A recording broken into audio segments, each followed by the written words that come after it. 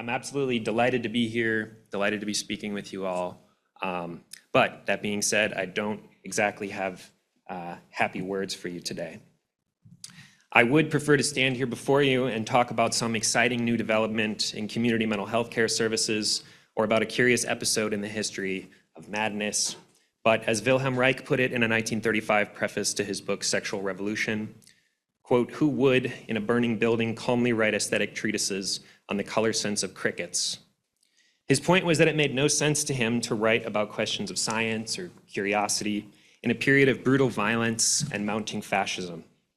Our situation is, of course, different, but we too are trapped in a burning building all our own, because in America today, madness is hell, and it's only getting worse. And this image, of course, is from Dante's Inferno. These are the people who attempted or committed suicide being punished for eternity in hell. Madness is hell and pitied by all. Few will stand up to declare proudly and without shame that the schizophrenic deserves to die, deserves to be strangled, deserves to be abandoned, directly at least. It's tragic, they say instead, that a schizophrenic like Jordan Neely was fated to suffer and die so early and in such ignominious fashion for all the world to see. In our society, madness is thought to be a condition outside of one's control. It's deserving of pity, of care, but no one acts when they're starved, scalded, strangled, and shot. Fate, then, it must be fate. For how else could those same upstanding, caring, pitying people address the killer in trial, watch videos of him killing another human being, acknowledge that he was in the direct, immediate cause of death, but hold that it was in some bizarre sense the fault of the murdered? The killer not only walks free, they become national heroes who, as Daniel Penny's lawyer put it, did for others what we would want someone to do for us. That is, to be entirely clear, murder a black man diagnosed as schizophrenic. Penny himself said that, quote, "The guilt I would have felt if someone did get hurt, if he did what he was threatening to do, I would have never been able to live with myself. If someone got hurt," was what he said, after having killed someone, apparently not a real someone. And this devaluation of the lives of mad and black people is reflected in the highest levels of the law, despite the fact that having a mental illness or being mad has been taken to be an exemption for culpability of crimes, even violent crimes, for millennia. There's laws in medieval, ancient world, even Roman ancient world, exempting the mad from criminal penalties. The US allows the execution of people that courts recognize as being seriously mentally ill. And the rate of serious mental illness in prisons and jails hovers somewhere between 16 to 24%, compared with just their presence in the general society at 3.9 to 5%. Whether that percentage preempts the incarceration or is caused by incarceration is ultimately beside the point, because what it means is that our society says that madness is beyond your control, it's something that's pitiable, it deserves care and pity, but it's also natural and normal in some sense to result in death or severe punishment, often at the hands of the very same people who worry about the national mental health care crisis. So madness is hell because isolated, despised, feared, looked down upon, the mad are fated to live on their own meager means or on paltry handouts. Wages and assets mediate virtually all social encounters in a capitalist society, and the mad have neither. As I write this, the unemployment rate has hit about 4.3% with negative job growth. This was a few months ago, the lowest since 2022. For Black Americans, the rate was around 7.2. And these rates were, at the time, rightly eliciting fear that things might be getting worse in the job market. But where's the anger for those designated seriously mentally ill, whose unemployment rate generally stays closer to the range of 55 to 65%? Labor is the means through which we actualize ourselves, our capacities. It's how we externalize our ideas. It's how we build a social. This is arguably true for all societies, but in a capitalist one, exemption from labor means exclusion from the means of reproducing yourself as a social actor at all. It means becoming dependent on outside help. And who will open their door to the ravenous madman during a recession or a famine when all the programs are cut? Who will extend a clean white hand to hold the madwoman's filthy one? Some of these forsaken ones seek help by dint of circumstances. Others are induced to seek it. In most countries, it is the state that is required to provide this assistance, either directly or indirectly by paying for it, as it is in our country. SAMHSA, which underwrites program grants and research funding, is currently being cut and gutted as I write this. The president is calling for more commitments, a more aggressive hand, while simultaneously stymieing the most effective, the largest, most significant money flows for services via Medicaid cuts and placing heavier stipulations on grants. Paradox lives here right on the surface. You don't need to dig deep at all. There's less money, more aggressive action is the word of the day. The mental health care system is being stripped for parts like the rest of this rusty machine that is social services in this country by one hand of the state, while another makes the impossible demand that it put an end to all social disorder on the streets. But though they spew corrosive acid with every breath and gesture, this double movement of dismantling a machine while simultaneously cranking it into higher gears, this already long precedes the Trump administration. This is not new, and the outcome is entirely predictable. We've already seen similar processes play out in California and New York, where politicians offer bluster and rhetoric in lieu of structural transformation, demanding someone do something about the transient mentally ill on the street while either funneling money into courts without also funneling the outcomes such courts were supposed to direct people to, as in California. And you can see this whole care court debacle. They expected somewhere up to 12,000 people qualifying. They only actually made a little bit over 2,000, and only a little over 500 results in any actual plan, and 45% were just outright dismissed, and they only actually mandated 14. So it was a lot of talk for very, very little result, a lot of money as well. Or they simply demand more hospitalizations without addressing the fact that hospitals are already severely backed up, as in the case of New York City. What all this translates to, this demand for more action, while also removing the means to actually do anything, good or bad, this translates to more encounters with law enforcement. This will predictably mean more criminalization, more injury, and more death. People diagnosed with a mental illness are about 11 to 16 times more likely to be shot by the police, and that likelihood is greatly increased if the individual is also Black or Native, to say nothing of the myriad forms of non-lethal force that they also have to face on a day-to-day basis: tasers, mace tied to hospital beds, being given chemical cocktails to sedate them. So madness is hell because the mad are tossed back and forth with no agency, rendered passive through bewilderment, in an eternal conflict between courts, institutions, law enforcement, speculators in real estate, and financiers. The mad die by strangulation and gunshot. The mad die by hunger and malnutrition. The mad die by loneliness and despair. The mad die in banal invisibility or in scandal on the world stage, but they die and they die and they die all the same. We all say something should be done, but none of us can do anything substantial about it. No one wants to hire the mad. They're too slow, they're too burdensome, too expensive, too much of a hassle when there's already an army of poor people willing to work in subservience for less than a living wage in fear of destitution. And no one deserves a handout, apparently. So we tie material support to work requirements for all but the most problematic, despite there being no employers to hire them. Facing hostility and disgust from landlords and neighbors, they nevertheless, like everyone else, need a place to live, but they have no money to pay for it.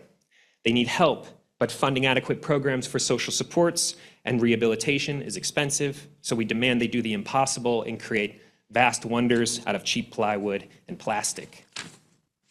The mad filter in and out of programs by force, round and round, with little coordination, little care, and no progress. To sum this up, if the society has the foreknowledge that a social group will die if they do nothing, and if they have the resources to prevent this but withhold them for whatever reason, then they must appeal to some sort of fate to naturalize, mystify, and justify social murder, what is in fact social murder. By that I mean like the way people talk about, you hear on the news, somebody is scalded to death, dies of cold or hunger on the street. And there's this way of talking about it of that is a sort of schizophrenic way to die. This is what I mean when I'm talking about fate, the fate of people. It's not fate, this is a decision that we're making. It's thus no surprise that we run screaming towards any possible exit, panicked and frenzied in search of someone, somewhere, doing something worth celebrating, something life-affirming, something to redeem us from the hell that we face on the subway and on our apartment blocks. Some naturally turn to the past in hopes of finding the key to the future. The Belgian town Geel's system of family boarding, which I think is explained pretty simply and eloquently by Kropotkin here, at least the kind of mythology of it. He said the peasants of a Belgian village set the lunatics quite free. They took them into their families, offered them a bed in their poorhouses, a chair at their plain tables, a place in their ranks to cultivate the soil, a place in their dancing parties, to kind of give you a very brief and simple summary of at least the most romantic portrayal of it. It either goes back to the 13th century or the 17th century, but it's a system where peasants brought in mad people into their homes, and in exchange for some basic labor, like household labor or agricultural labor, allowed them to stay there and gave them the freedom to go into the community as they wished, and so on.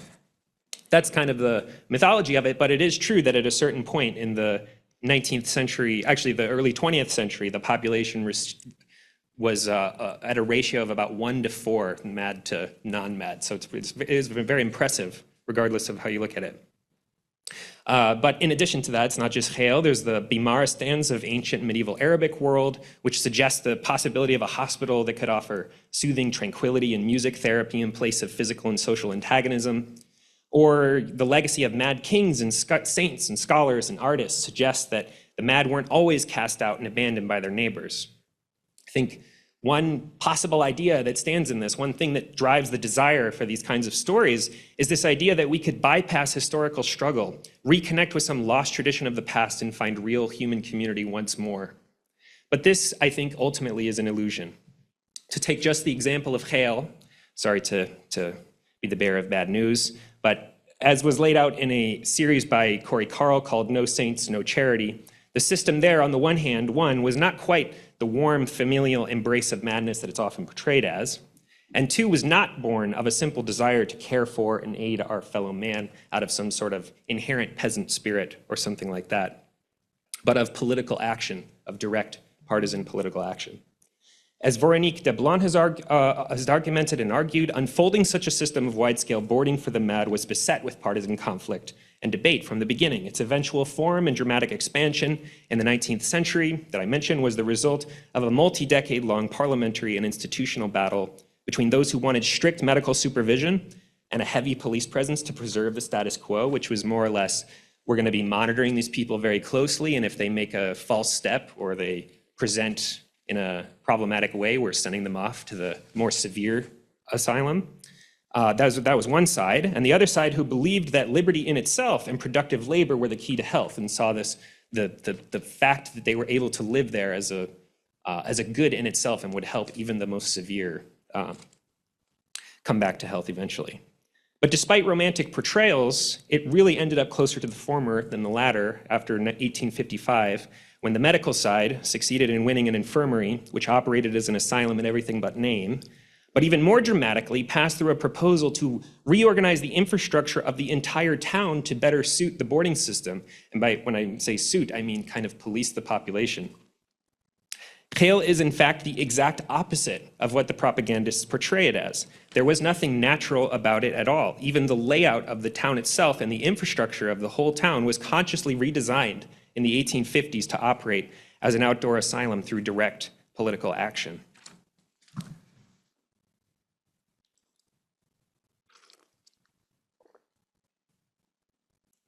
But like Dante when he cowered before the gates of hell and doubted whether he could descend and still stay sane, we are constantly searching for a holy mount that we could ascend instead of face the inferno. Nostalgia for the past, whether for some lost bucolic paradise like the types that you see here, or for the era of peak institutionalization in the 1950s, is but one of the ways that we convince ourselves that our own powerlessness is a virtue.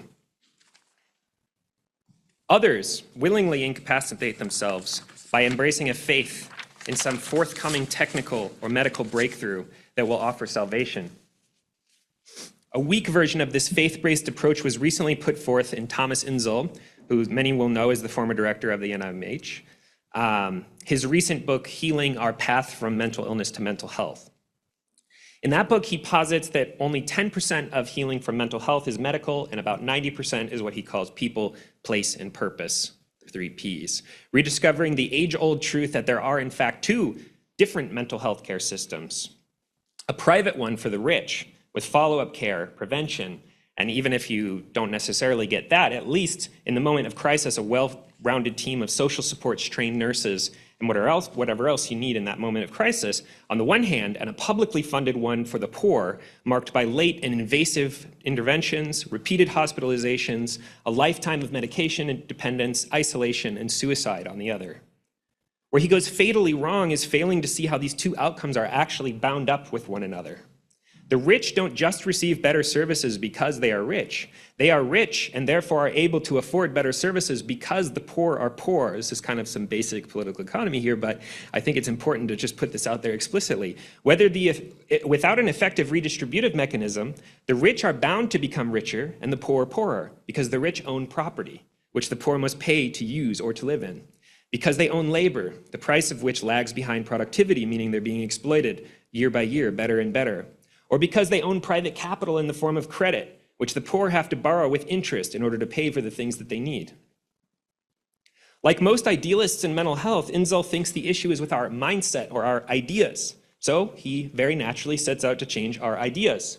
But he never considers the fact that our ideas not only shape, but are in turn shaped by the economic and political conditions in which psychiatry exists and in which he lives. In fact, he never mentions these conditions at all. He just talks about poverty and racial injustice, which apparently happened by magic or mistake. He has no process in his mind that produces these outcomes. They just exist. So what in his mind will change our ideas and give us the technical means to equalize these kinds of disparities? In his book, it's technology. Google data to understand bipolar disorder, or Facebook monitoring for suicide. He has a profound optimism about this just last year that now I think appears kind of ridiculous. Because now I don't think it's very controversial to say that these firms are just another part of the problem. Meta, Palantir, Google, these big tech firms are actively investing in making labor obsolete, and they're draining our drinking water and financing ultra-right politicians to get carve-outs and government contracts to do it, further undercutting the tax base for mental health care services and exacerbating the problem of poverty even more, while offering little but the promise of huge productivity boosts for those who already control the production process, and the degradation of the attention span, and a general grasp on shared reality smuggled through 1,000 silly little distractions for the rest of us. Just like those who lose themselves in nostalgic reveries for the past, or those who hold out hope for some apocalyptic secession of all psychiatric services in favor of either an open embrace of madness, of violence against the mad, on the one hand, this is the right-wing vision. If we were just allowed to be violent and carceral enough, we could solve this thing. Or their disappearance in total social integration immediately by some sort of romantic process. This is the left-wing vision. The faith in technicity, the technical fix, is at the end of the day an empty, floating optimism born of despair.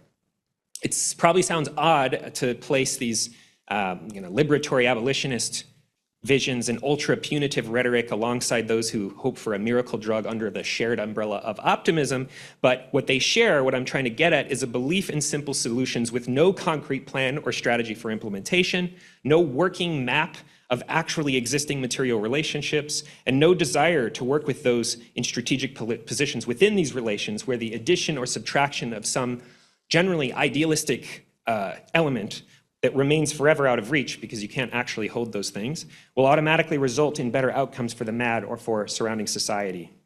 I think such a position is born of despair because despair is a reasonable response to complexity and horror and a history of failure. It's a lot more comfortable to imagine that we're up against a small cabal of corrupt psychiatrists at the APA or in the drug lobby, or that we just need to implement some technical solution, a pill or a technological tool, or that we just need to embrace good family values, or God forbid, that we just haven't been allowed to be violent enough, than it is to face up to the enormous complexity and the banal violence of our shared social world. This also leaves us morally pure as well. We refuse to engage in anything concrete, for to do so would mean sullying our pure moral vision. Because we never act, we never have to take responsibility for our failures and our shortcomings. A more nuanced argument for abstaining from partisan politics comes from the always stimulating work of the psychiatrist Awais Aftab. In his recent piece, American Psychiatry in the Shadow of Maha and MAGA, he proposes delimiting psychiatry's involvement in politics to, quote, policy guidance based on scientific evidence. In opposition to local community psychiatrist Eric Reinhardt's rousing call for mounting an explicitly political counterattack to the Trump administration's blatant instrumentalization of anti-scientific rhetoric and calls for austerity. I'm going to stay with Aftab's piece for a little bit here, but not because it's bad, but on the contrary, because it's one of the more articulate and well-reasoned pieces calling for limited political involvement. Aftab is too good of a thinker to make the blanket statement that psychiatry isn't political at all. He concedes that it is political in the sense that it includes internal power dynamics, interinstitutional power dynamics, and is caught in the middle of a complex social negotiation and renegotiation of interests, but he draws the line at explicit partisanship for specific social outcomes. Against Reinhardt's claim that what has left US health so vulnerable to partisan capture is not an excess of politics, but rather a depoliticizing distortion of public health that fixates on individualistic medical care and personal responsibility, rather than public responsibility to address root social and environmental causes of disease and care for those who are sick or disabled. Aftab counters with the ultimately pessimistic position that the medical field neither has the power nor the mandate to enact social reforms to counteract poverty, inequality, and inadequate social services, factors which at the same time he recognizes as being determinative of morbidity and mortality. So it's like saying there's a huge field of things that have this highly determinative effect on the outcomes of our patients, but we have nothing we can do about it. It just happens out there in the world somewhere. I'm going to make 3 thesis statements throughout this talk, and we've arrived at the first, paired with 3 proposals. Thesis 1, psychiatry is political, whether it acknowledges it or not. Subthesis A, either you engage politically with intention, self-reflection, and consciousness, or you fall backwards into politics, letting someone else make decisions for you, allowing yourself to become a passive, unconscious, unself-reflective object. Subthesis B, there is no possible vision of what recovery could possibly mean without a concrete vision of the social and therefore also the political and economic, or the political economic conditions, you could say. This last point requires some elucidation before I go on to my proposal. Let's put it this way. No one seeks out treatment for themselves or those around them just because. No one does it for some weird abstract reason. They do so because the person in question is suffering, is failing to meet specific social expectations, or is creating excessive pressure, harm, or agitation in those around them. I don't think it's controversial to say that if someone were hearing voices or had very strange ideas or manners of acting, but was consistently happy, housed, employed, and well integrated into their social environment, no one would care. And in those situations, no one does care, and nor should they. I'm speaking historically here. Today, most people would probably care. We arrive at a social vision at precisely the point that actually matters. We decide to take action in psychiatric cases if and when a person falls below or outside of the existing social standard of the good life, or when they threaten the stability of the same, of the good life in those around them. This is not and has never been a natural state, but is the outcome of a given political conflict and economic relationships. Variable not only by time, but by geography and milieu. My standard of what constitutes the good life will not match that of a French peasant in the 18th century, a merchant living in Baghdad in the 8th century, nor that of a Dakota hunter in the 15th. It also probably wouldn't match somebody living in Dubai today. It's the very essence of being human to shape and mold the environment, to create autonomous social and moral norms, and to regulate our activities according to these self-produced institutions and norms. Therefore, we ought to be very clear about what it is that we, those of us in or around the field of mental health, desire as an outcome of our concrete activity. I would propose the following: social recovery. And I'll explain what that means. Following Richard Warner, I distinguish social recovery from, on the one hand, symptom suppression, and on the other, total recovery. Symptom suppression, I think, is pretty clear. The symptoms have stopped, or they've at least been hidden somewhere. But this doesn't mean in itself that the person is happy, housed, employed, or active. Social recovery, on the other hand, means precisely that. The individual is successful according to a variable, geographically and ecologically determined standard of social life, regardless of whether any symptoms are still present. It's not directly related. For us, this would include being comfortably housed, having something worthwhile to do with your time, having meaningful relationships with those around you, having good food, having healthcare, and having the autonomy and the capacity to make meaningful decisions. It does not mean total happiness all the time. That's not a standard any of us could possibly reach, but having the tools to overcome difficulty in pursuit of happiness. Total recovery includes both. That is, all the symptoms are gone and you're very successful according to these standards. And I'm not trying to say total recovery is bad or not something to reach for, but rather that it's often unattainable and it shouldn't be this thing that we reach for even when it's causing suffering by trying to do so. I think if somebody can attain social recovery, that's good enough. My proposal is that happiness, security, and well-being ought to stand above and dictate all action regarding symptoms. If in one case medication inhibits social recovery more than the symptom, then alternatives should be sought. I feel like most people here would probably agree with me on this. If in another, treating one symptom brings about the desired social outcome at the expense of others, that is, you allow other symptoms to continue because they're not presenting any problems for the person or in the situation that they want to live in, then this is an acceptable trade-off. But if, as is often the case, the symptom is being suppressed purely to satisfy the interests of the milieu in which the person lives, to make that person more amendable, then group work or political work or changing surroundings is probably more valuable than trying to tackle this symptom. I suspect most of you agree with me in seeing social recovery as the actual goal, but I think it helps to lay this stuff out explicitly and create some language around it. I also think this framing leaves us the appropriate amount of flexibility and a simple and eloquent response to those who fall closer to the symptom suppression side of things, who complain that we don't care about symptoms. To that we can say confidently and simply, we care about the symptom to the exact extent that it impinges on happiness and social success, while all other conditions for that happiness are being equally pursued and no further. We don't care about it otherwise. So how exactly does politics affect this? In every possible way. I'm going to talk about, or just kind of give you the summary of two widely replicated and established studies. First, Mental Illness and Social Class by Hollingshead and Redlich, which is the culmination of a study done in Connecticut in the 1950s. This has been replicated many times. Through census information, background research, interviews, and a clinical study with follow-ups, they found the following. 1, the prevalence of treated mental illness is related significantly to an individual's position in the class structure. Specifically, the poorest and least resourced were most likely to become ill. 2, the types of diagnosed psychiatric disorders are connected significantly to the class structure as well. Again, the most severe forms of illness were most closely associated with poverty. And 3, the kind of psychiatric treatment administered by psychiatrists is associated with the patient's position in the class structure as well, with the poor patients far more likely to receive custodial care and the wealthy more likely to receive individualized psychotherapy paired with other types of treatment. They found no significant evidence of social drift, that is, people for the most part stayed in the same social class before and after developing symptoms.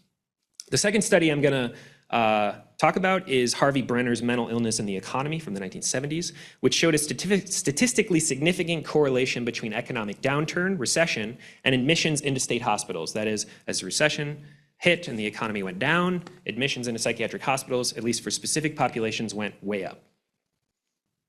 And this was particularly true for working-aged men. And these men were the most likely to be affected by the recession in the 1970s due to their concentration in manufacturing. So there seems to be a very close tie between degrowth or slowing economy and admissions into hospitals. There's lots of hypotheses for the specific mechanism that ties economic loss to mental illness or to hospital admissions, and both of these studies and the many follow-up studies that took place later tackle these in great detail, but that lies ultimately outside of the scope of my talk, because whether poverty is a trigger for underlying illness or is a pathogenic factor in itself is irrelevant at this moment. For my purposes, it is sufficient to note that political economy and the health of the economy has a direct effect on the appearance of mental illness. The health of the economy also has a clear effect on the provision of services, but not in any straightforward way. Some countries have a cyclical pattern of funding vis-a-vis economic crisis. That is, as the funding decreases as the recession hits, so everything falls together. Others have a counter-cyclical pattern where funding increases as the economy lags. I think China is an example of this. Whether it takes a cyclical or counter-cyclical path is not determined in any nationalistic way, but is due in large part to political action, since funding is determined by legislative decision, not by need. It doesn't respond automatically to any kind of need. You have to fight for it. Finally, as I discuss at length in my book, which is available in the back, Storming Bedlam, psychiatric ideology is also tied to economic health. The most wide-ranging utopian radical visions in the field became popular precisely at those moments when the money was flowing and society was reaching full employment. It's not surprising to me that in a society that had places for everyone else, that psychiatrists would have the idea that this society probably has some capability of producing a place for the mad as well. It's just more likely. Whereas in a period where there's few jobs left in a divided and a disorderly and violent society, and meager funding available for treatment and research, I don't think it's any surprise that psychiatrists become more pessimistic, more convinced of the impossibility of integrating the chronically ill, more willing to try violent and aggressive means of treatment. Aftab is melancholic on all these points. Though he recognizes the necessity of housing and employment and sees them as really central to psychiatric treatment, he doesn't see a world where he or his colleagues could possibly have any say around it. So it's best to just kind of busy yourself with what you can do. But to put it bluntly, none of the institutions or scientific norms that Aftab lauds in his piece would have any existence without political cunning worthy of Machiavelli, palace intrigues and alliances, and rivers of bloodshed. Aftab's position is a new one, and expressive of a zeitgeist that is finding ways to get high of its own powerlessness because we are surrounded by violent, vicious, confusing forces that we can't comprehend, and our social contract can be upended by a billionaire overnight just because he feels like it. It makes sense in this context to embrace passivity as an ethic, to hug one's knees like Balakwa before the mountain of purgatory. And if you've read the Divine Comedy, this is the character they encounter. Purgatory is the mountain you have to climb to get to heaven, and you have to go through all these trials that are very difficult and violent and painful. And Balakwa's position is that he doesn't see the point. It's okay at the bottom of the mountain, so he'll just hug his knees and stay there forever. To demonstrate just how much it belongs to our era, consider the response to a similar position after the revolts of 1905, when a debate raged in Russia about whether it was healthier for the populace to engage in politics or to abstain from politics. In 1907, at the 10th meeting of the Pirogov Society of Russian Physicians in Moscow, V.F. Chish attempted to refute the idea that the rising level of political participation was healthy. Increasing political freedom was positively correlated with mental illness, was his charge. His explicit aim in making this charge was to, quote, put an end to polemics, to extricate psychiatric science from politics. In fact, as Julie Brown argues, he achieved the exact opposite, and in the process brought the wrath of his professional colleagues down on his head. Even the journal that published his article included a lengthy disclaimer in the same issues, calling his views extreme ones with which we cannot agree. The editors summed up the position of the majority when they commented, quote, the only significance of Chish's article is that it serves as a reminder of the intensely reactionary period we are now compelled to endure.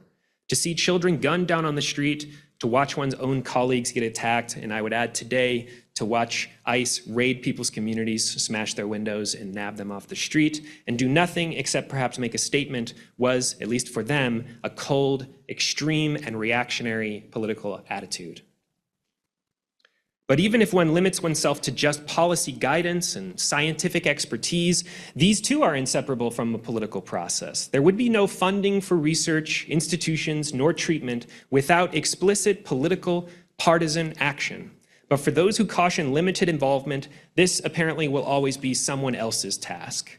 In this case, the psychiatrist adopts the position of Walter Benjamin's angel of history, who was powerlessly flung backwards into the future while only able to look at the past, forced to watch in dismay as the catastrophes of history piled up before its feet.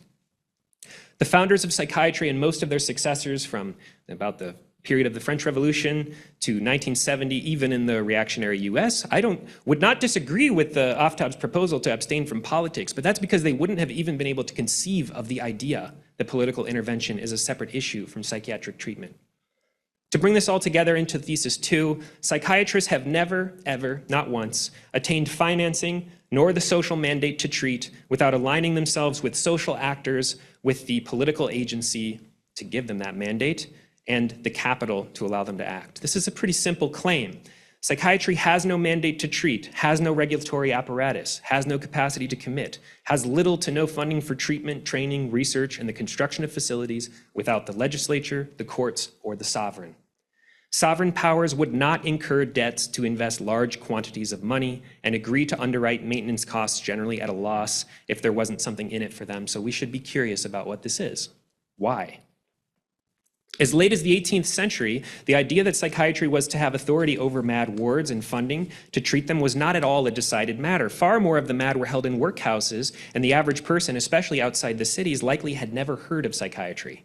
What Klaus Derner's Madmen and the Bourgeoisie, Andrew Scull's early books, Roy Porter's early books, and many others demonstrate is that early English psychiatrists had, on the one hand, to convince Parliament that they deserved that mandate to treat, the authority to treat, above clerical healers, madhouse keepers, jailers, and workhouse owners. And on the other hand, they had to convince households, private households, husbands and wives, parents, to turn to them when they could no longer care for their mad relatives. This wasn't a given. And who did they, the psychiatrists, turn to for support? In England, the earliest psychiatrists found allies first among merchants and then among industrialists who had a vested interest in the rationalization of the poor laws, which is really the seedbed for psychiatry in England. For these determined the size of the industrial reserve army and therefore indirectly determined the cost of wages. The situation is complex, but I think explicable. Since the 16th century, England faced the growing problem of vagrancy, or landless migrants, whose masses only swelled as the market further penetrated society, destabilizing fragile smallholders. Put it very simply, in the past, the vast majority of people in England and in medieval Europe were able to produce their means of subsistence, the things that they needed, the clothes and food, while giving a portion of that to the Lord. As the market further and further penetrated society, people had to buy the things that they needed, and they needed wages to do so, and they needed to find jobs, and they had to leave their small holdings, which couldn't produce what they needed to compete on the market, which made them far more precarious. And when the market went under, it produced a large quantity of essentially homeless people looking for work. Something the wealthy all thought should be done about these swelling masses of the poor and homeless. They're dangerous, criminal, unsightly, and parasitic on the surplus of society. I suspect this sounds familiar. At the same time, the craftier among them recognized that a certain amount of joblessness, even homelessness, was actually a good thing, because it drives down the price of labor. If there's always someone more wretched than you willing to take a job, turning a knob or pressing some buttons, then you best just take it at minimum or sub-minimum wage. In the mid-19th century, merchants and politicians saw the utility of differentiating between these masses of the poor, between what they called an able-bodied group who could be forced into labor when the need arose, and a non-able-bodied group who, because they are constitutionally incapable of work, would be granted rights to some portion of the social surplus to eke out an existence on the margins. So this was kind of the trade-off for this technical rationalization of the poor. In reality, these two groups are actually permeable and unstable. I don't want to imply that they're in any way real, but the fiction works well enough, and psychiatry is funded in the first place, at least in England, to assist the state in its management of surplus populations. That is, people who are surplus to the production of social wealth, unneeded extra people. In France, the situation is even more stark, since the confinement of the mad became a matter of large-scale state action with the absolutist state of the Ancien regime, only to be reformed and become what we recognize as psychiatry proper with the outbreak of the French Revolution. Philippe Pinel, the so-called father of psychiatry, was only able to obtain his faithful position at the Bicêtre due to his political alignment as a revolutionary, and he and Poussin were only able to free the mad from their shackles in that revolutionary political environment that opened up the door for further experimentation. Would not have been popular just a couple years earlier. In Germany, early psychiatrists aligned themselves with territorial princes and went all in on extractive labor plans to put the mad to work or torture them out of illness to get funding in support of law enforcement. I could go on and on country by country and just explain, I'm not going to do that. But later, those psychiatrists in France and Germany, just to give you a negative example here, who stayed neutral in the 1930s and 40s, either to hang on to titles or resources, in the mistaken belief that they could do some good in these environments, or because they actually agreed with the Nazis and the Vichy collaborators, which was far more than people like to admit, killed tens of thousands of patients either indirectly through starvation in France or directly by poisoning them, as in Germany. In the African and Asian colonies, psychiatrists worked with the settlers and missionaries to establish practices and kept native inmates in abhorrent conditions. And in the US, psychiatry only obtained its mandate from the revolutionaries and only attained mass status after the Civil War, with the success of the North after the patriarchal slaveholders of the South who prioritized penal institutions over therapeutic ones. A territorial division, which by the way is still very clear and visible in geographical funding disparities today. As an aside, I remind you also that the base level pro-slavery psychiatry of the antebellum period before the war held that Black people were incapable of receiving psychiatric care because they were incapable of going mad because their minds were too primitive. This was the basic position. That therefore they were better cared for on a plantation, being kind of perpetual children. It took over 650,000 deaths and the mass abandonment of the plantations or the emancipation of the slaves that Du Bois wrote about to effect a transformation. So the point I'm saying that is that even the clientele had to be established politically. It's not something that's just naturally given. There's not a group of people waiting in history for psychiatric care. It was invented. From the establishment of the asylum to training schools to mental hygiene departments to eugenics to social security amendments and on and on and on, I could go on forever. Every institutional regulation, every research breakthrough, every funding priority only becomes effective when it was realized by political action and undergirded by private capital or public capital. There are no free lunches in a capitalist society, and nothing at all is financed on its own merits. Psychiatry, like every other field, had to make class alliances and take partisan sides to survive and grow. But this raises the question of the belonging, the class belonging, or at least the class allegiance of the psychiatrists themselves. Such alliances that I've kind of hearkened to, hinted at, and patterns of funding and the requirement they obtain support via predetermined channels tie them to specific class allegiances regardless of their own personal backgrounds or class positions individually or their family histories. Some critics have claimed that psychiatrists belong to the capitalist class. There's something enticing and attractive about this proposal. But if a capitalist is someone who invests capital to produce commodities in order to obtain a surplus, which they then reinvest back into the production process to grow and extract an even greater surplus the next year, this doesn't actually fit very well for a psychiatrist. Of course, there are pharmaceutical, uniform, and restraints manufacturers, and these can very rightly be called capitalist industries insofar as they increase their income by selling commodities at a price above the cost of production and then reinvest a portion of that profit back into growth. That is the capitalist cycle. Mental health services, on the other hand, however, are regulated by the laws and the courts. They produce no tangible or fungible commodities. Consumers are not always the buyers, and the vast majority of funding comes from taxed income via Social Security and grants, at least in the United States. This is not really a free market, not a classic free market. Psychiatrists don't invest capital gains to improve the productivity of the exchange like a capitalist would. They attempt to secure more contractually fixed income streams, i.e. rents, you could call them, via an increased user base. This makes them closer to rentiers or landlords than capitalists. It might sound odd, but stick with me. If they want to increase their income stream, they have to do so in other ways. They can try to apply more expensive services, bill for more service hours. They could recategorize the individual into a diagnostic category that has more insurable services, or they can try to convince the legislature to increase the funding budget. How do rentiers or landlords tend to act socially? In order to maximize gains, they have to eliminate competition for those same rents, regulate entry to the field to the highest educated so as to prevent a professional glut. That is, if there's too much competition in the field, the wage price will go way down.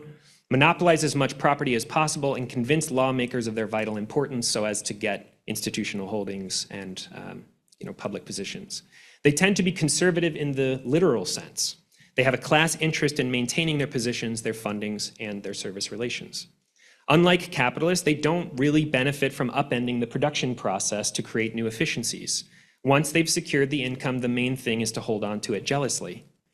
You could tell the story of psychiatry's elimination of various alternative forms of healing, the push for regulating psychiatric training in the universities, their building of massive institutions of which they would be the lords over, and their various interventions into parliamentary social investigations as one that is at least as much about rent seeking as it is about the so-called progress of medicine or the scientific spirit.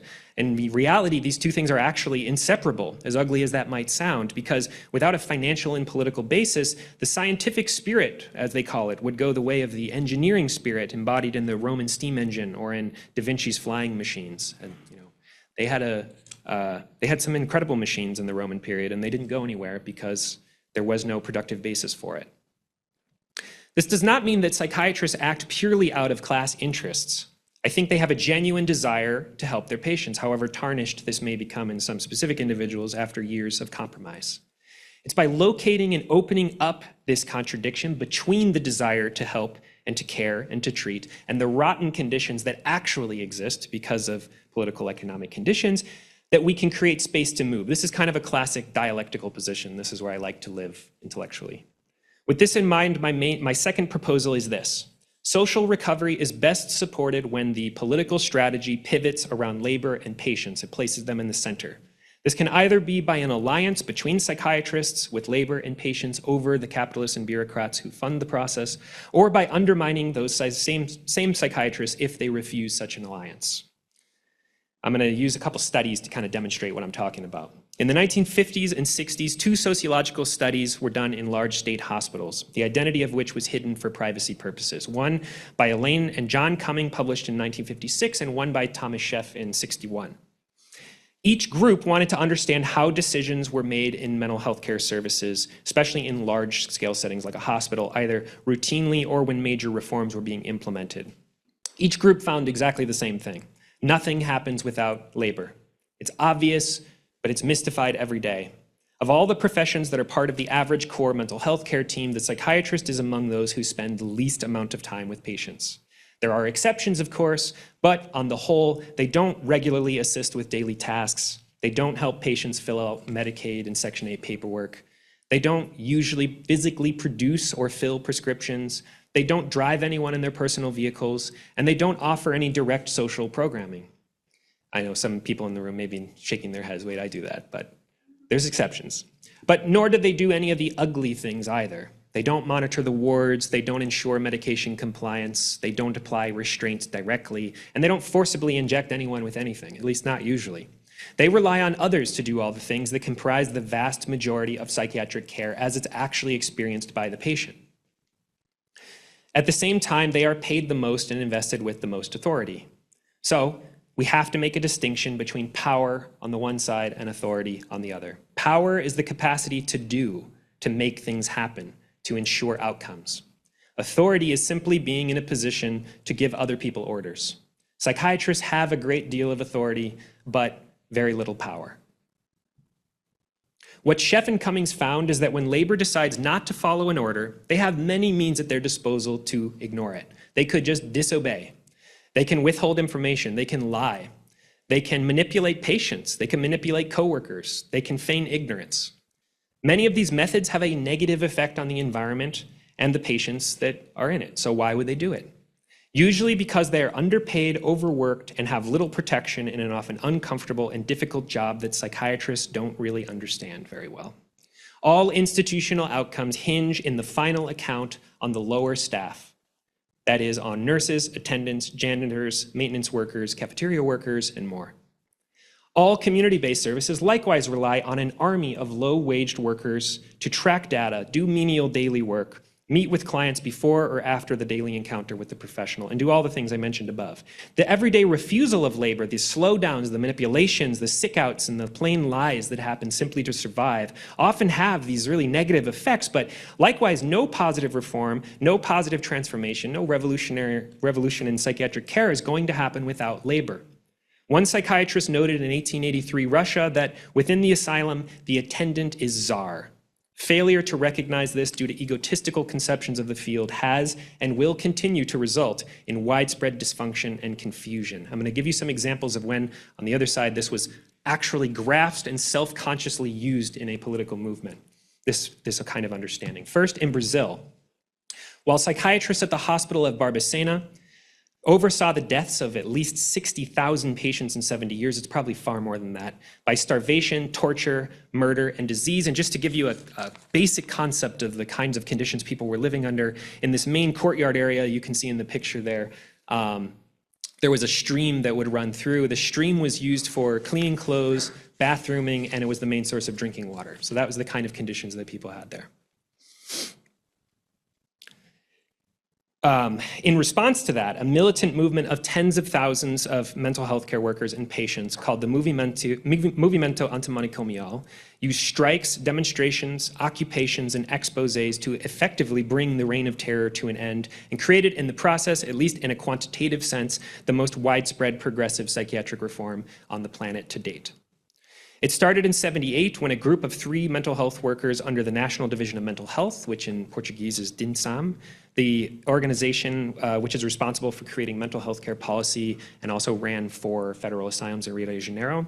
These 3 low-level workers first raised the alarm about the dismal conditions in Brazil's hospitals and agricultural colonies by exposing, quote, the shortage of physicians on shifts, nutritional deficiencies in patients, and the outright violence, mostly deaths from stabbings and beatings, which were not investigated and were ultimately blamed on other patients, even exposing the fact that political prisoners were being confined to these hospitals without diagnosis or any due process. They were all subsequently fired. After a petition was filed in protest, they fired 263 more employees within the course of just 2 months, which triggered a strike by the newly formed political mental health worker group, the MTSM, which was formed by these fired mental health care workers, which is believed to be the first public sector strike under the dictatorship. In solidarity, in these kinds of waves and rings of solidarity, the strike grew again to a general strike of the physicians in Rio de Janeiro, and then again into a national strike. A wave of battles and reforms started, but this movement didn't just stop at shutting down Barbacena, which it did and turned into a museum and a festival grounds, but went on to revolutionize care throughout the country, resulting in a massive reduction in these carceral long stay beds, talking about like tens of thousands disappearing, and being replaced by one of the world's most robust and dynamic community mental health care center models. Of course, the disparities throughout Brazil are absolutely wild today. You can get some of the worst care in the world, but there's places that have some of the best as well. And that's a direct result of this movement. Their demands and victories would later have a direct influence on the text of the national health care law in general as well, so it didn't just stop there. I think the lesson from this is simple. Psychiatrists should either directly organize with labor, and labor should organize with patients to improve conditions. As they put it in their 1987 manifesto, by refusing the role of agents of exclusion from institutionalized violence, we inaugurate a new commitment. The commitment established by the anti-mental asylum struggle imposes an alliance with the popular movements and the organized working class. They saw this as an essential component to achieving their goals. When psychiatrists refuse to work with us and insist on authority founded in a supposedly neutral scientific spirit, we should keep in mind that this spirit is no free-floating thing, but is in fact a surplus of our work that they extract and that they can be effectively undermined. But it need not be a movement of pure antagonisms. Consider Gorizia, Italy, 1961. Psychiatrist Franco Basaglia, who at 19 was placed in a Nazi prison, Nazi-controlled prison in Venice for his anti-fascist activities, he stepped into the hospital he was tasked with running for the first time. He said, quote, "It took me straight back to the war in the prison. It didn't smell of shit, but there was a symbolic smell of shit. I was convinced that the institution was completely absurd, that its function was only to pay the psychiatrists who worked there. In the face of this absurd, disgraceful logic of the asylum, we said no." And some of these pictures you'll see here are slides from just last month when I was just there. After assembling a cadre of dedicated professionals, they quickly set up building relationships with patients and laborers, but did not wait to open all the doors, abolish all restraints, and reorganize all decision-making around democratic and open meetings with patients every day. They did this on the very first day. And in the process, over time, destroying all remnants of the violent system from which they emerged. Where they faced pushback and a fight from the city, and they had a massive fight from the city. The city was controlled by a fascist party at the time. Those workers used strikes or other political tactics to apply increased pressure. After Gorizia, the democratic psychiatry movement, as it was called, spread around the country where they did not wait for the better world to slowly emerge, but created the changes immediately and with the utmost force. Some integrated the formerly asylums incarcerated mad and disabled people directly into factory labor to try to produce a crisis in the labor movement. Some created cooperatives to create opportunities independently. Some worked on creating voluntary community hubs to replace the hospital, but all worked to destroy the hospital as a place of incarceration and violence. The point was to create productive tensions that forced everyone in society, not just psychiatrists, not just mental health care workers, but everyone in society, to really look at how and why they were excluding their mad neighbors. And in this one, you can see the top left is a Asamblea, an open assembly in Gorizia, these democratic meetings that were held daily. On the bottom is later in Trieste when they had this moment that I'll explain in the next slide. They needed to get a big horse out and they smashed the gates down. I'll explain that in just a second. Patients in Trieste created a large blue papier-mâché horse. As Susanna Callot recounts in the preface to my book, named Marco Cavallo, this horse contained in his belly countless letters, writings, and poetry telling of patients' dreams and hopes. It was named after a much-loved horse that had lived in the asylum carrying the laundry to the wards and had been saved from the slaughterhouse by the patients. Marco Cavallo was so large that it could not fit through the asylum doors on that day in 1973 when it was taken outside the hospital, so the walls had to be broken for it to pass through. It's with this great horse that doctors, patients, artists, and citizens crossed together the city of Trieste, settling in the town square. And when I was just there, I learned I learned some details about the story that I found delightful.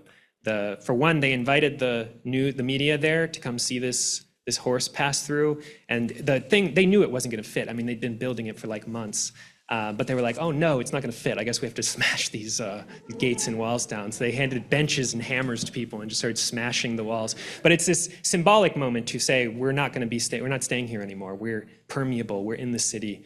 But also, I learned that when they took it out, the horse, they brought out like puppet artists, like puppet theater artists, to teach children about madness and hey, you've been excluding mad people. Did you know there's people that live on this hill, like just outside the city, that are kept inside of a gate? And they did this for like weeks, not just one day. They would repeatedly do this reintroduction back into the city. It was this very cool, inspiring kind of movement. That's me standing in the rose garden that replaced the agricultural fields on the top right, just like a month ago. The Italian experience is one where the psychiatrists put genuine care, liberty, and social belonging ahead of absolutely every other possible interest and pursued these with uncompromising fervor. Now, Trieste is widely considered one of the best, if not the best, mental health care system in the world by psychiatrists, patients, and family members alike, and I'll add my name to that list as well.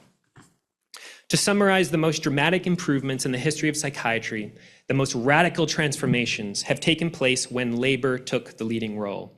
When labor uses the tools at their disposal to pursue their interests directly, and by labor I include patients in that too. They were laborers in the asylum and they're laborers out of work. It becomes easier to connect these interests to their patients. The patient being a worker out of work and the average mental health care worker being an underpaid, hyper-exploited instrument in a massive machine have far more in common than either do with superintendents and psychiatrists. But this is mystified in our daily experience where the patient appears to belong to a world apart. In periods of austerity, the cutthroat pursuit of personal safety takes precedence, and patients are thrown around as sacrificial lambs, as manipulable and expendable objects in a game that they're not really playing and they don't know the rules for. In Trieste, they handed them sledgehammers and benches to smash down the walls that hemmed them in, and they funded social cooperatives so that patients and ex-patients would always be at the forefront, not only of the system, but of the city itself.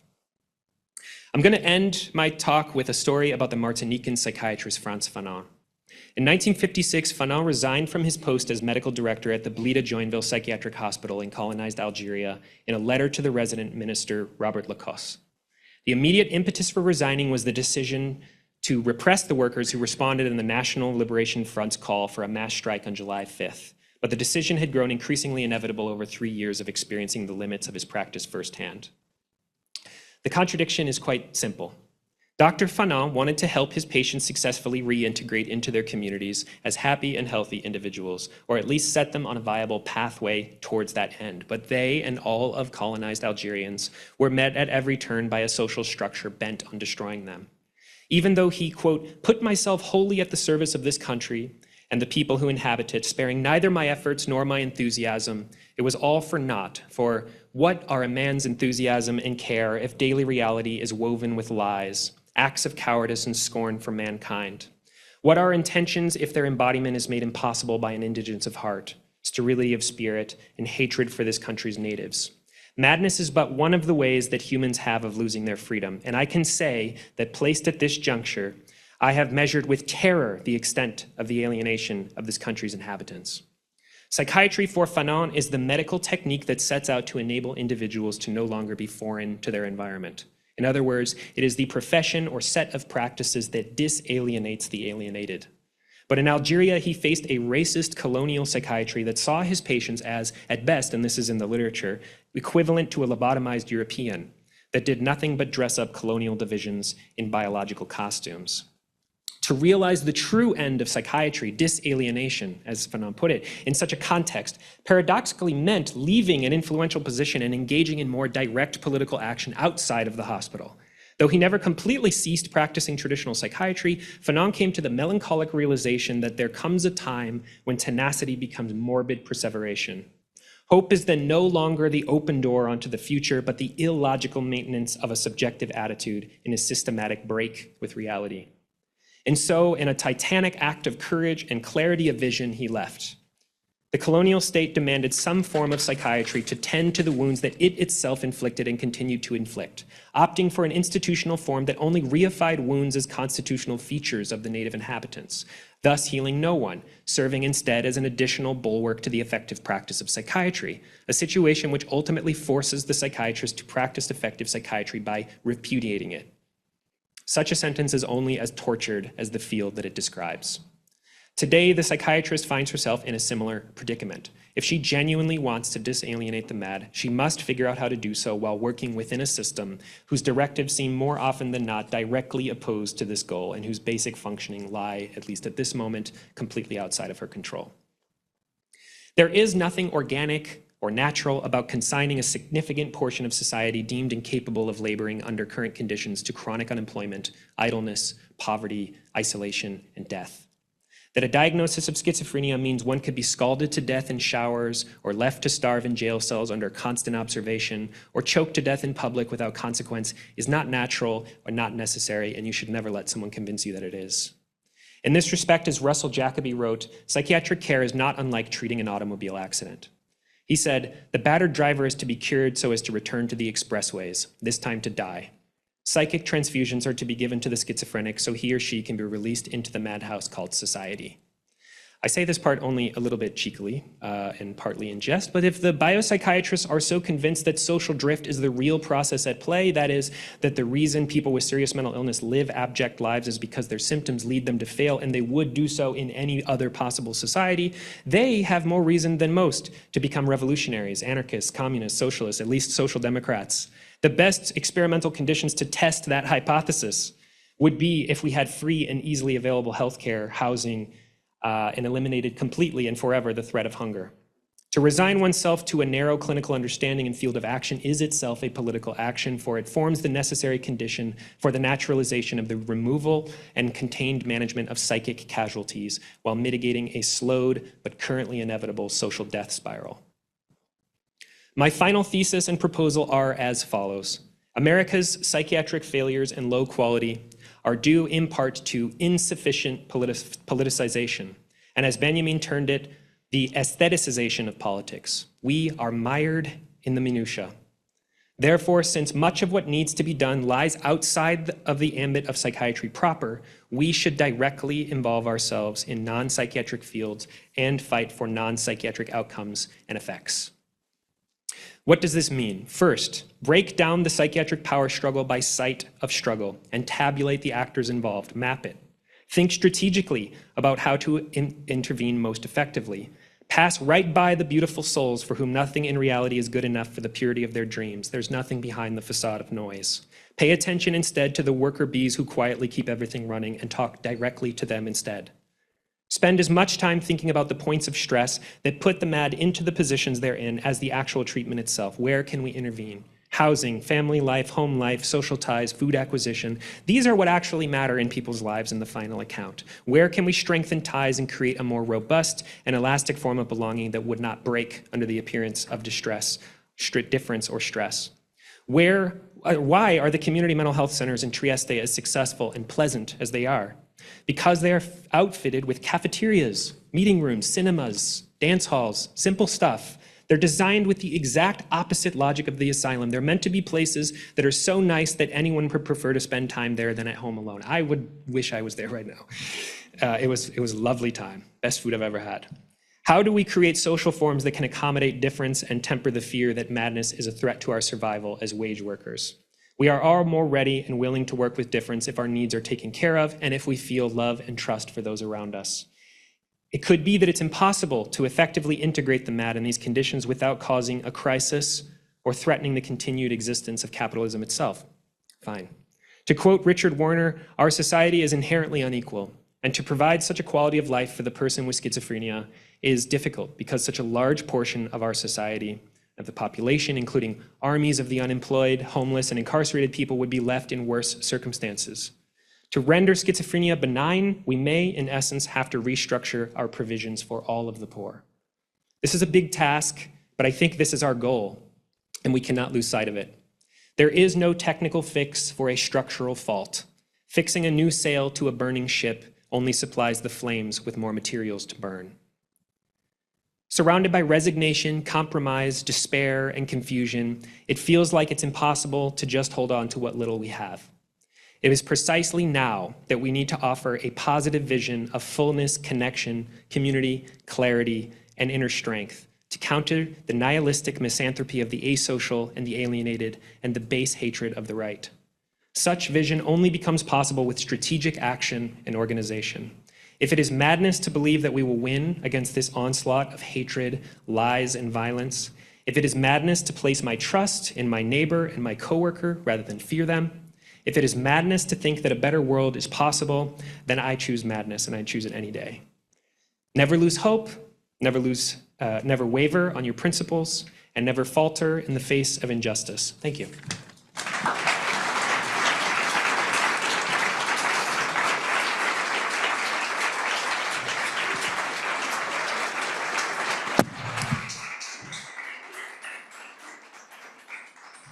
Wow.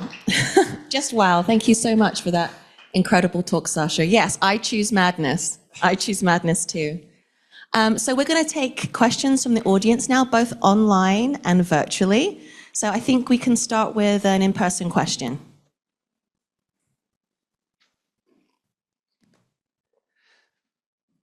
Thank you for your incredibly comprehensive overview of what we all struggle with throughout our careers. Your perspective is that of a macro perspective. I think most of us in this room work on the micro level, and that's a very different perspective.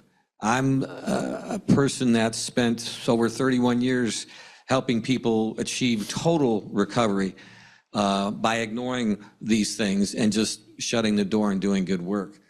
I'm curious, have you ever read Bertram Karen's book, The Psychotherapy of Schizophrenia? No.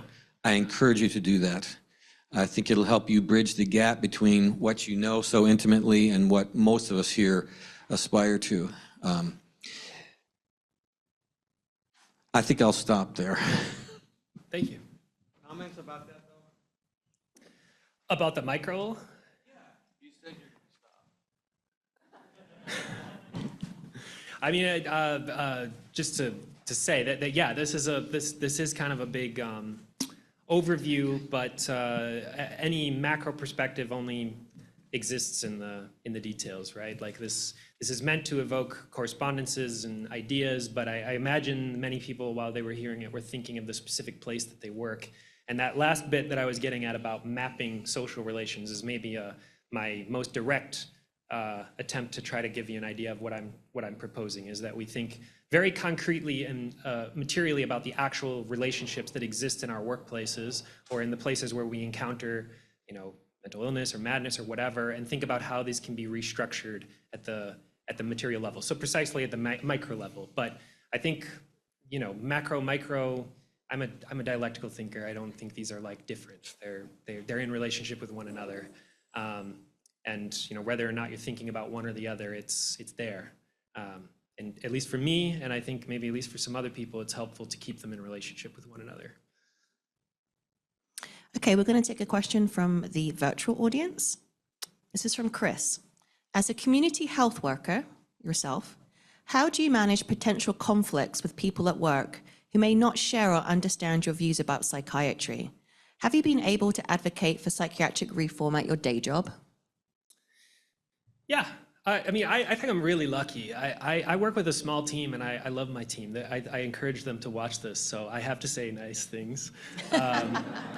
But no, I genuinely love them, and I don't really have too much. I don't think I have to fight for the making my point or something. Not like I'm launching into the political economy of 19th century Chinese psychiatry or something on it every day. But I think if I did, they would actually be okay with it if it was the right time. I mean, small things. In my workplace, I work in a really nice community mental health care center that I think naturally has a very democratic and open structure in terms of how we all meet together and organize. But I've just been trying to push it even further of making the members who come to the studio, it's kind of an art space, and it's also, so it's a mixed arts and mental health care space. And part of what I've been trying to do there is increase the democratic participation, increase the amount of member involvement, member leadership through different artistic initiatives, and like you could call them like interpolitical initiatives, like introduced input meetings weekly to try to just make it a constant practice of making commentary and thinking about the future and reflecting critically on the past. It's not a skill that you're born with. You actually have to practice that, and you do it by just doing it more and more. And also by like using our wall space more. I introduced like a featured artist program where we would have artists be able to display their stuff on our walls every month and then make a statement, and they get to reflect on their own practice and reflect on their biography and make like an artist statement and then reflect on their trajectory as an artist. So yeah, a mixture of political and artistic initiatives, but it's slow work. But I'm very proud of what I've been able to do. I don't know, I love it.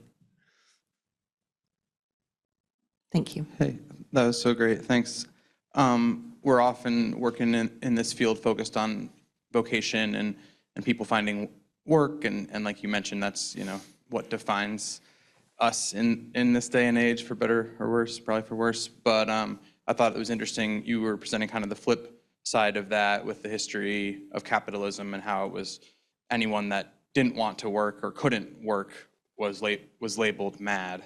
So those are kind of dialectical to use that term. And I was just kind of wondering, like, as far as the development of capitalism and colonialism and the mad, I mean, you're drawing explicit comparisons between the two. So is that something, do you think we can solve this from within capitalism?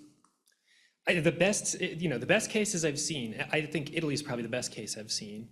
And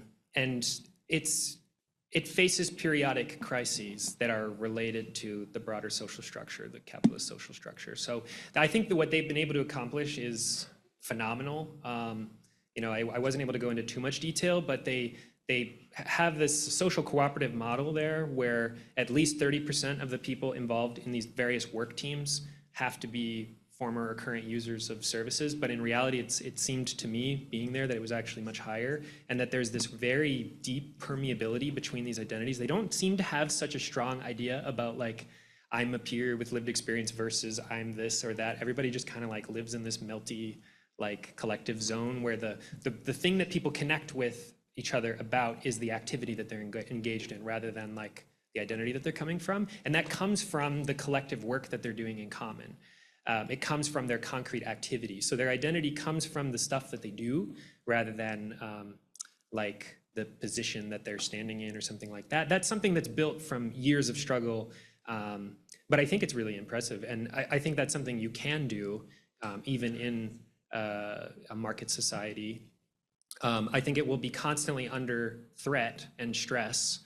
And it is there. They currently have a fascist-aligned local regional government, and regional government has a very strong hand in determining like healthcare systems regionally.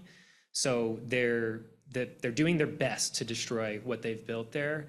But because they have this multi-decade long kind of historical struggle. They have buildings, they have movements that are aligned with them. They have a lot of buy-in from the people around. It's been much more difficult to destroy. And if I can be a bit like contrasty with the United States, I think it struck me pretty hard that how quickly things are folding and being erased from existence. And I think that is due to the fact that most of our best systems in the United States are not based in a social movement, but are based in like legislative fiat. That's a mistake, I think. That's exposing yourself to the most extreme vulnerabilities, because legislative fiat changes by administration and by economic cycle, whereas social movements are much harder to kill. So if that's maybe a recommendation, is if you're going to push something forward, make sure you have some real communal backing. Okay, we're going to do an online question. Before that, just to say, in January, ISPS-US is having a webinar about Trieste. So we've got workers who've been working in Trieste, but also several people from across the US who are trying to implement Trieste-style approaches in this country. Little plug. Details come out soon. Okay, so we've had a few questions online related to like getting involved in politics.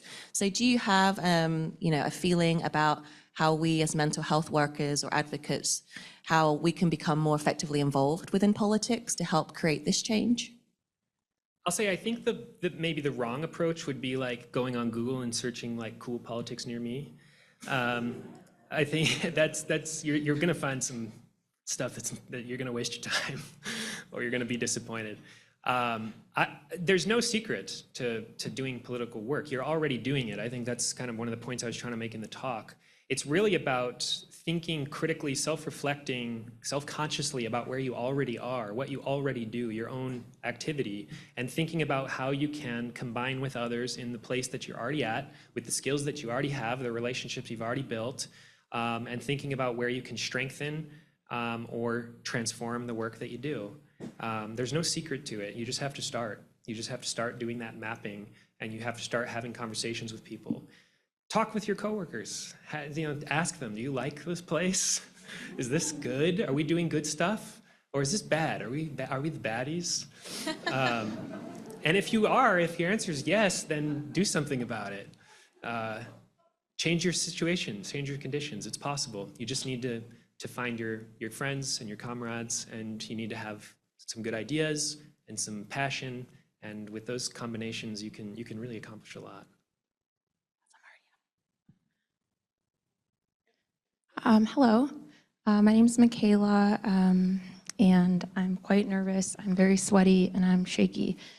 So there's my introduction. I really appreciate your talk this morning, and I'm connecting it to Sasha's presentation yesterday, the other Sasha, on IFS. So what came up for me was validation of the truth will set us free, and the exiled part, which are folks living with psychosis, their bodies are politicized for the long-term security that managers, which are psychiatrists and politicians, are seeking. Ooh. So connecting from the self, me as an individual, to the larger macro that you just introduced, right? So we can only meet others as deeply as we are willing to meet ourselves. That's Matt Kahn. And so I'm getting more shaky as I'm speaking about this because I've been psychiatrically detained and forcibly medicated, and my body was used in order to advance a political agenda by saying I was sick and unwell when truly no one had ever asked me what had happened to me. So your talk brings up a lot within me. So what I'm wondering is, we're working with like individuals who, right, are doing the best they can with what they know. And we're in this collective struggle, whether people are consciously aware of it or not. It really doesn't feel good. I teach broadly to folks delivering services and receiving services. And the cognitive dissonance and that backfire effect is real, going to phenol as well, as somebody who wrote about this. And I'm wondering if we use the skill of bottom lining at Advocacy Unlimited, and I feel a little embarrassed to even ask you to deliver, give me if possible, like one statement that I could bring into the work when I'm connecting one-on-one with individuals who are truly doing the best that they can within this socio-economical political system that has them shackled just as much as the patients they're receiving services. So if I could be on the elevator with one person saying, I know the struggle is real, this is what I have to offer, so we can be united together, what would you say to them? I would say what you just said. I think you already have the words and the vocabulary. I don't think I need to give you that. I think the way you spoke expressed the kind of passion that you have for the work, your genuine desire to care and to help, and at the same time, your realization that there's all these like horrible conditions standing in your way. I don't think I need to give you a statement. I think you sound prepared to have that conversation. I just want to tack on one cool thing, based on, just to make that connection to Sasha's talk as well. In Trieste, to go back to my apparently favorite place, they have these massive paintings on the buildings, like slogans that they've painted. One is "Women, it is no longer a virtue to obey," and another one is the most famous one is "Freedom is therapeutic" or "Liberty is therapeutic," and then the third one is "The truth is revolutionary." And I started this talk with kind of maybe a brutal list of horrible things, and I didn't do that just to kind of make you feel bad. That's not the point. But in the genuine belief that clarity, that truth, knowing the real situation that we're in, both the horrors but also the potential, is in itself a liberatory experience to go through that anxiety and that pain, to work through that, to come to terms with it, and to resolve to really begin to do something. So anyways, I think you're more than prepared. All right, I think that's probably all the questions that we have time for, but I just want to again extend a thank you for being here and giving that incredible talk, and thank you for these incredible questions that we've had. So round of applause. Thank you.